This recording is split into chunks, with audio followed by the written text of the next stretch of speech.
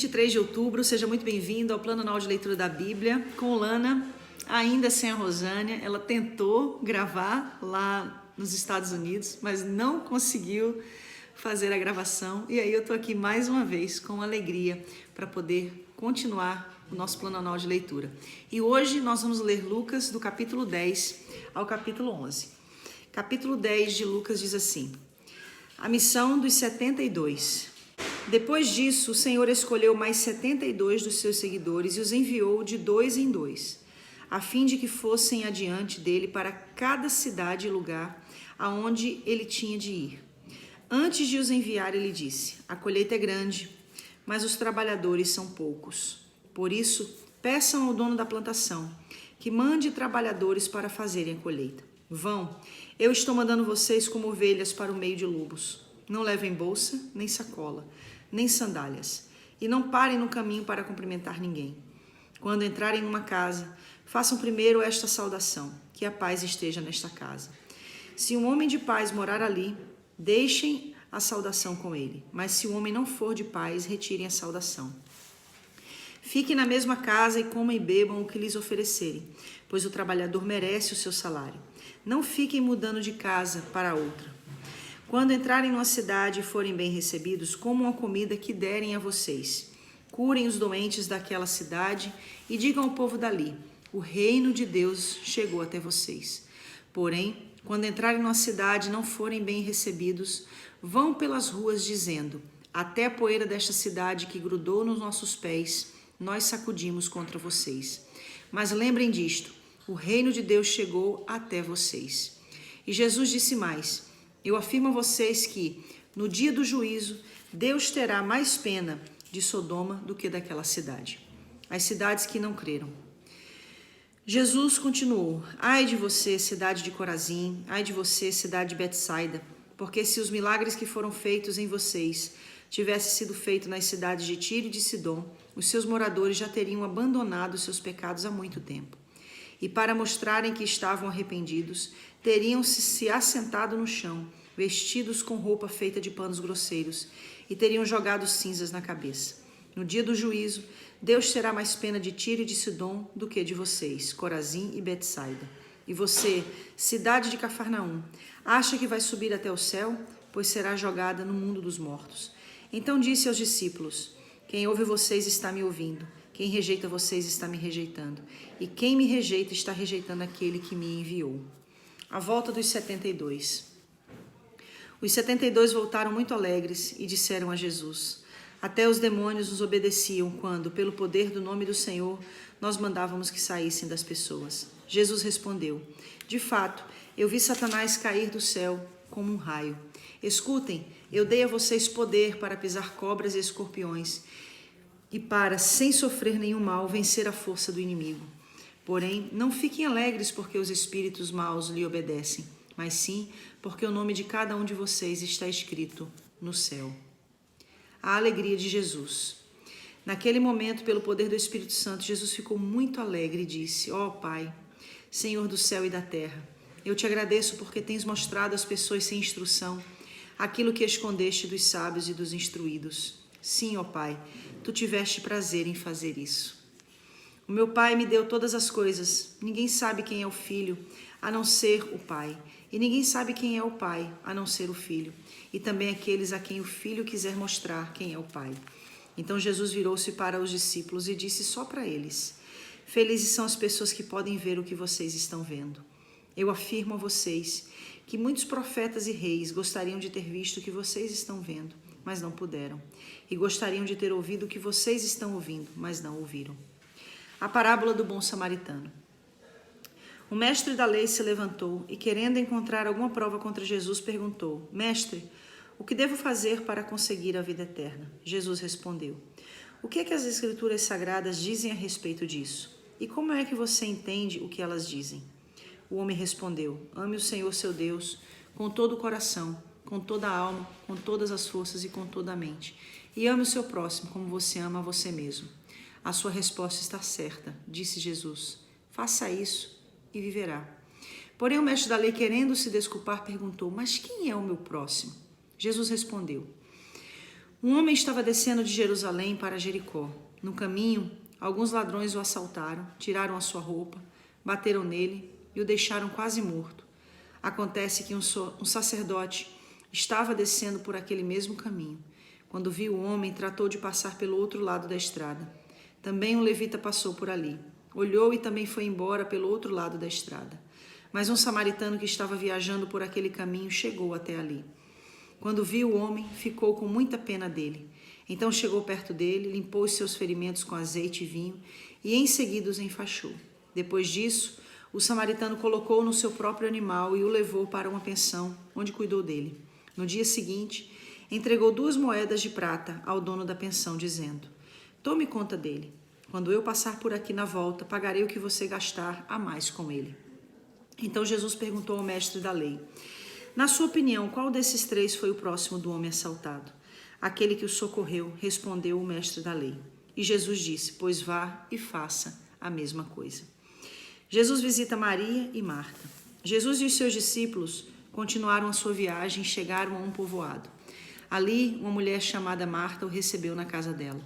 Maria, sua irmã, sentou-se ao pé do Senhor e ficou ouvindo o que ele ensinava. Marta estava ocupada com todo o trabalho da casa. Então chegou perto de Jesus e perguntou: Senhor, não se importa que a minha irmã me deixe sozinha com todo este trabalho? Mande que ela venha me ajudar. Aí o Senhor respondeu: Marta, Marta, você está agitada e preocupada com muitas coisas, mas apenas uma é necessária. Maria escolheu a melhor de todas, e esta ninguém vai tomar dela. Capítulo 11. Jesus ensina a orar. Um dia Jesus estava orando num certo lugar. Quando acabou de orar, um dos seus discípulos pediu: Senhor, nos ensine a orar como João ensinou os seus discípulos. Jesus respondeu: quando vocês orarem, digam: Pai, que todos reconheçam que o teu nome é santo. Venha o teu reino. Dá-nos cada dia o alimento que precisamos. Perdoa os nossos pecados, pois nós também perdoamos todos os que nos ofendem. E não deixe que sejamos tentados. Então Jesus disse aos seus discípulos: imaginem que um de vocês vá à casa de um amigo. À meia-noite lhe diga: amigo, me empreste 3 pães. É que um amigo meu acaba de chegar de viagem e eu não tenho nada para lhe oferecer. E imaginem que o amigo responda lá de dentro: não me amole, a porta já está trancada e os meus filhos estão deitados. Não posso me levantar para lhe dar os pães. Jesus disse: eu afirmo a vocês que pode ser que ele não se levante porque é amigo dele, mas certamente se levantará por causa da insistência dele e lhe dará tudo o que ele precisar. Por isso eu digo: peçam e vocês receberão, procurem e vocês acharão, batam e a porta será aberta para vocês. Porque todos aqueles que pedem recebem, aqueles que procuram acham, e a porta será aberta para quem bate. Por acaso, algum de vocês será capaz de dar uma cobra ao seu filho quando ele pede um azeite? Ou o seu filho pedir um ovo vai lhe dar um escorpião? Vocês, mesmo sendo maus, sabem dar coisas boas aos seus filhos, quanto mais o Pai, que está nos céus, não dará o Espírito Santo aos que lhe pedirem. O poder de Jesus para expulsar demônios. Jesus estava expulsando de certo homem um demônio que não o deixava falar. Quando o demônio saiu, o homem começou a falar. A multidão ficou admirada, mas alguns disseram: é Beelzebu, o chefe dos demônios, que dá poder a este homem para expulsar demônios. Outros, querendo conseguir alguma prova contra Jesus, pediam que ele fizesse um milagre para mostrar que o seu poder vinha de Deus. Mas Jesus, conhecendo os pensamentos deles, disse: o país que se divide em grupos que lutam entre si, certamente será destruído. A família que se divide em grupos que lutam entre si, também será destruída. Se o reino de Satanás tem grupos que lutam entre si, como continuará a existir? Vocês dizem que é Beelzebu que me dá poder para expulsar demônios. Mas se é assim, quem dá aos seguidores de vocês o poder para expulsar demônios? Assim, os seus próprios seguidores provam que vocês estão completamente enganados. Na verdade, é pelo poder de Deus que eu expulso demônios, e isso prova que o reino de Deus já chegou até vocês. Quando um homem forte e bem armado guarda a sua própria casa, tudo o que ele tem está seguro. Mas quando um homem mais forte o ataca e vence, leva todas as armas em que o outro confiava e reparte tudo o que tomou. Quem não é a meu favor é contra mim, e quem não me ajuda a ajuntar está espalhando. A volta do espírito mau. Jesus continuou: quando um espírito mau sai de alguém, anda por lugares sem água, procurando aonde descansar, mas não encontra. Então diz: vou voltar para minha casa, de onde saí. Aí volta e encontra a casa varrida e arrumada. Depois sai e vai buscar outros 7 espíritos piores ainda, e todos ficam morando ali. Assim a situação daquela pessoa fica pior do que antes. A verdadeira felicidade. Quando Jesus acabou de dizer isso, uma mulher que estava no meio da multidão gritou para ele: como é feliz a mulher que pôs o Senhor no mundo e o amamentou. Mas Jesus respondeu: mais felizes são aqueles que ouvem a mensagem de Deus e obedecem a ela. O pedido de um milagre. Quando a multidão se ajuntou em volta de Jesus, ele começou a falar e disse o seguinte: como as pessoas de hoje são más, pedem um milagre como sinal de aprovação de Deus, mas nenhum sinal lhes será dado, a não ser o milagre de Jonas. Assim como o profeta Jonas foi um sinal para os moradores da cidade de Nínive, assim também o Filho do Homem será um sinal para a gente de hoje. No dia do juízo, a rainha de Sabá vai se levantar e acusar vocês, pois ela veio de muito longe para ouvir os sábios ensinamentos de Salomão. E eu afirmo que o que está aqui é mais importante do que Salomão. No dia do juízo, o povo de Nínive vai se levantar e acusar vocês, porque quando ouviram a mensagem de Jonas, eles se arrependeram dos seus pecados. E eu afirmo que o que está aqui é mais importante do que Jonas. A luz do corpo. Jesus continuou: ninguém acende uma lamparina para pôr num lugar escondido ou debaixo de um cesto. Ao contrário, ela é colocada no lugar próprio, para que os que entrarem na casa possam enxergar tudo bem. Os olhos são como a luz para o corpo. Quando os olhos de vocês são bons, todo o seu corpo fica cheio de luz. Porém, se os seus olhos forem maus, o seu corpo ficará cheio de escuridão. Portanto, tenham cuidado para que a luz que está em você não seja escuridão. Pois, se o seu corpo estiver completamente luminoso e nenhuma parte estiver escura, então ele ficará todo cheio de luz, como acontece quando você é iluminado pelo brilho de uma lamparina. Jesus, os fariseus e os mestres da lei. Quando Jesus acabou de falar, um fariseu o convidou para jantar na casa dele. Jesus foi e sentou-se à mesa. O fariseu ficou admirado quando viu que Jesus não tinha se lavado antes de comer. Então o Senhor disse a ele: vocês fariseus lavam o copo e o prato por fora, mas por dentro vocês estão cheios de violência e maldade, seus tolos.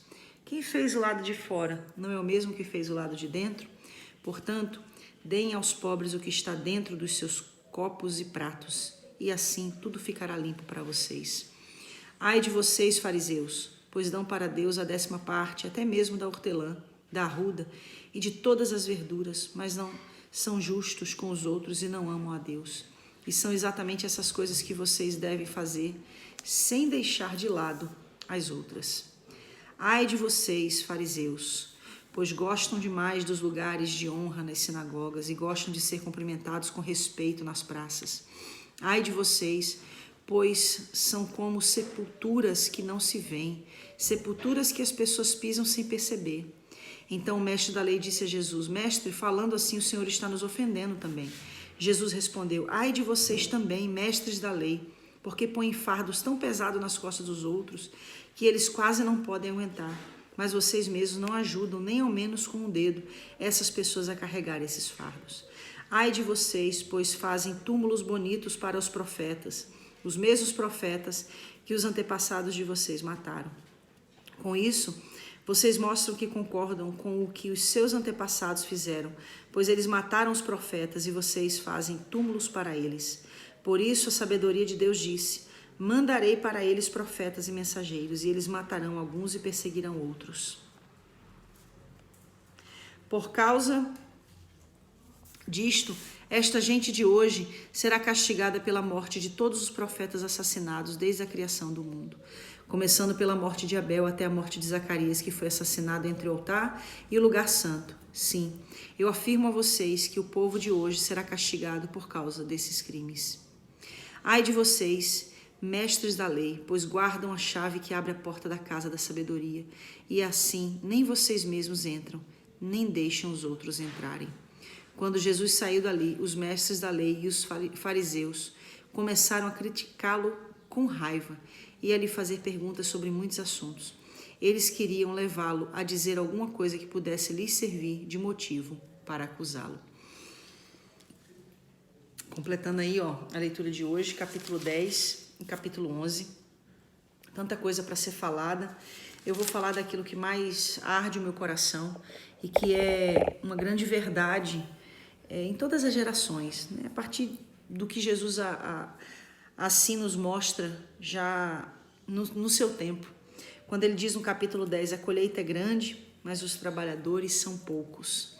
Uma certa feita alguém me perguntou se não houvesse dificuldades de recursos financeiros na igreja, se não houvesse, obviamente, essa necessidade de estar sempre buscando, esperando que o Senhor nos mande esse recurso financeiro para fazer a obra.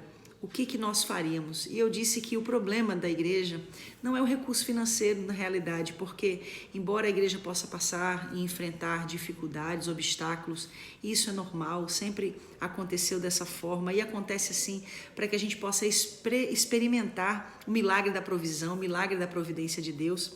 Mas a verdade é que o problema de Deus nunca foi recurso financeiro. O problema de Deus sempre foi o recurso humano. E é isso que Jesus está falando aqui em Lucas 10, no versículo 2. A colheita é grande, mas os trabalhadores são poucos. Principalmente hoje em dia, onde mais uma vez a gente vê toda essa questão relacionada ao que a maioria de nós coloca em primeiro lugar, antes daquilo que deveria ser a prioridade na nossa vida. É óbvio que a obra de Deus ela sempre será feita através daqueles que priorizam o reino. É óbvio que a obra de Deus sempre será feita através daqueles que fazem do reino a sua prioridade. E é muito importante a gente entender isso, porque isso revela, de fato, aonde está o nosso coração. Não é isso que Jesus também diz? Aonde estiver o vosso tesouro, ali também estará o vosso coração. Eu vejo muitas vezes dentro desse contexto da atualidade, quantas justificativas, sejam elas falíveis ou não, que muitos estão dando para trazer a questão relacionada a essa ausência de culto, essa ausência de servir no reino. E o que muitas das vezes essas justificativas estão apresentando é aonde a prioridade do reino está na nossa vida. Em que ponto a prioridade do reino ela realmente está estabelecida na nossa vida. E eu posso dizer que o reino de Deus é estabelecido com aqueles que fazem dele a sua prioridade. Eu também acredito, e falo isso com muita propriedade, de que nem todos são chamados ao ministério, nem todos são chamados à obra, nem todos são chamados para viverem integralmente para o reino, mas eu compreendo que todos são chamados para o reino, de alguma maneira. E a maior importância aqui no que eu estou dizendo é o reconhecimento de nós sabermos em que ponto que Deus está contando conosco. Porque às vezes nas mínimas coisas que Deus está contando conosco, nas mínimas coisas que Deus está esperando um posicionamento nosso, nós estamos muitas vezes nos livrando da responsabilidade. E eu acredito sim que a obra de Deus ela é feita com o nosso sim ou com o nosso não. E quando eu digo isso é no sentido de que Deus vai fazer a sua obra independente de mim, mas Ele quer fazer comigo. E aí fica sempre aquela questão, o quanto eu estou disponível, o quanto eu tenho interesse por aquilo que Deus tem interesse. E o maior interesse de Deus são almas, o maior interesse de Deus são vidas. Agora é óbvio, eu quero chamar a atenção para algo muito importante também que a gente leu aqui nesse contexto da leitura de hoje, que é sobre o que Jesus fala também para os discípulos quando eles voltam da primeira missão deles. E quando eles voltam alegres, porque os espíritos maus lhe obedeceram. Eles voltam alegres, porque eles veem... Olha quem quer participar da leitura. April, a mamãe está fazendo o plano de leitura da Bíblia, April. Você não pode ficar aqui agora com a mamãe. Você precisa sair daqui, a mamãe precisa terminar o plano de leitura da Bíblia. Tá bom? Então fica quietinha aí, fica quietinha para a mamãe terminar o plano de leitura da Bíblia. Isso, fica quietinha, tá bom? E me chama a atenção algo muito interessante que acontece. É quando Jesus diz assim para eles, olha, vocês não têm que ficar alegres porque os espíritos maus se lhe sujeitam. Vocês não têm que ficar alegres porque os doentes são curados. Mas sabe por que vocês têm que ficar alegres? Porque o nome de vocês está no livro da vida. Ah, gente, como isso me chama a atenção. Não existe obra que seja mais importante do que a obra em nós. Como assim, pastora? Não existe ministério que justifique a perda da sua alma. Não existe ganho ministerial, crescimento, relevância ministerial que justifique a perda da sua alma. E é muito importante a gente entender isso para que a gente não use o ministério em detrimento da salvação. Porque de que vale o homem ganhar o mundo inteiro e perder a sua alma? Que essa palavra possa trazer a você uma convocação. Que convocação? A convocação de você se dispor a fazer o ID do Senhor. Seja da maneira peculiar como Deus te chamou. Para mim, para Rosânia, Ele nos chamou na integralidade, na totalidade. E nós temos feito o seu ID, servido a Ele, ganhando almas para Jesus. Mas quem sabe a maneira específica como foi chamado é cada um de nós. Talvez Jesus te chamou para cuidar de jovens, talvez Jesus te chamou para cuidar de crianças, talvez Jesus te chamou para ser um professor na obra, talvez Jesus te chamou para ser um diácono, talvez Jesus te chamou para fazer algo que muitos não enxergam como importante, mas é indispensável. O que eu quero te dizer é que cada um tem o seu chamado. E quando eu digo sim para o chamado, eu faço para Deus a resposta no tempo em que eu estou inserido, para que eu possa ser um instrumento nas mãos dele para ganhar almas.